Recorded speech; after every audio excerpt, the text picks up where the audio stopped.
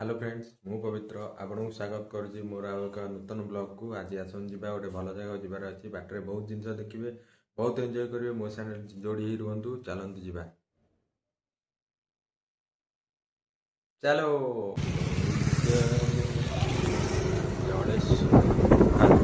जड़ेश्वर महादेव ये जगन्नाथ गोटे डंगारे कराई जगन्नाथ मूर्ति ता भर अच्छी केते सुंदर देखा गंधरपुर पाखापाखि जो मेढ़ होता से गाँव में बहुत सुंदर है। जगहटा देखिए केते सुंदर है, बहुत सुंदर। जस्ट नई पाखक उठा पूर्व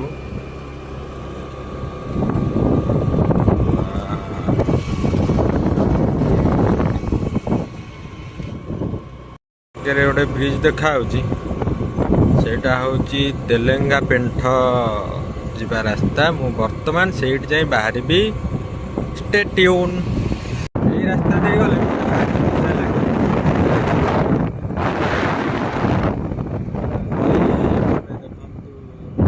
जंगलटा अच्छी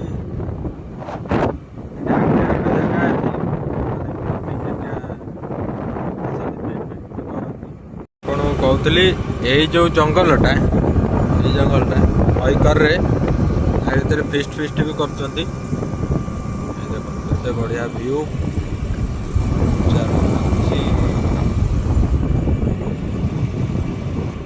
शीत दिन जो माने परिवेशटा बहुत बढ़िया लगे। गछ सब पूरा भरपूर होगी थाए पत्र फूल रे। बाकी रास्तार व्यू भी किसी अलग देखा जाए। देखु यार तले जो पत्थर कथा कौन पर किए जान एक्चुअली से जो पत्थर कथा तले गोटे नाल जा ढड़े कराई। देखो सेपट को ढड़े भी देखा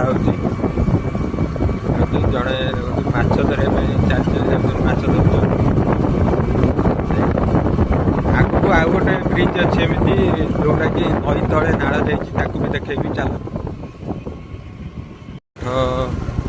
दुर्गा माँ मंदिर देखु सुंदर लगुच। इंडिया मुझे भीतर पटे आसी देखो बाहरी गले एनएच को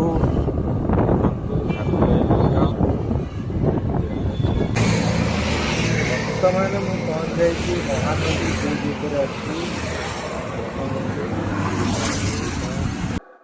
देखो बर्तमान मुझे नालबंधे जाऊँगी कि जाइनी नालबंधे। देखो भ्यूटा केमती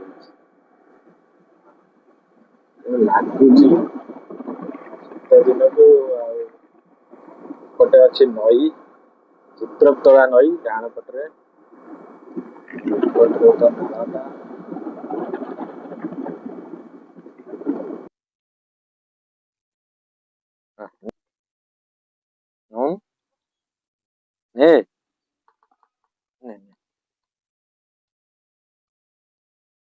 हबनी ने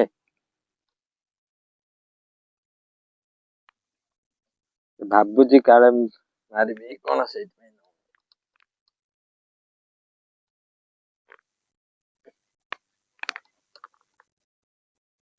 नौनु।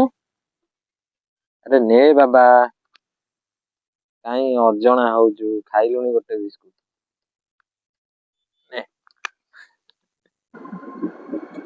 देखो यही नालटा जो जाइए एशियार फास्ट टनेल केनाल। देखो ये नई भीतर देखिए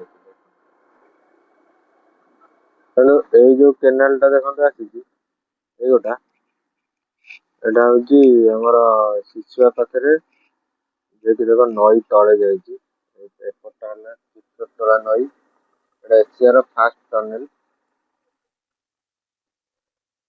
नई तले जा ईश्वर पहुँच जाती सालेपुर मार्केट रे किसी समय रही सेठी गोटे सूप पी आउ किसी किणाकिणी करी चली मो मामू घर को मु जाई पहुँच जाइली घरे। देखु आनिला परे सब मत छाड़ छुड़ी दे कड़े पलैले।